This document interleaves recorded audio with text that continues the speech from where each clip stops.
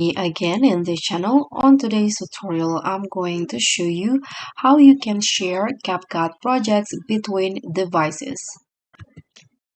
So if you want your projects to be on the computer and also on the mobile, you can just follow the steps right here by sharing it. So what you need to do is just select the projects that you want to share into another device. In this case, I'm going to share it into the mobile.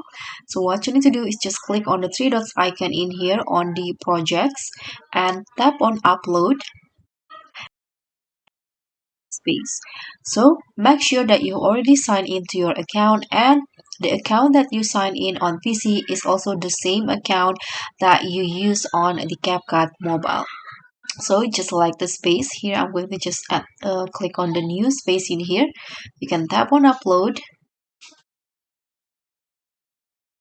Okay, so now it's uploading. You can see. Okay, it's done uploading. Let's see on my space in here. Okay, so this is the project. So the project has been shared to another devices using this by uploading to the cloud or to the space. So you can just log into the same account on the CapCut mobile and go to the space in here and you'll see the projects. And that's all from me. Thank you so much for watching. Don't forget to like, comment, and subscribe. Also click on the thanks. Bye.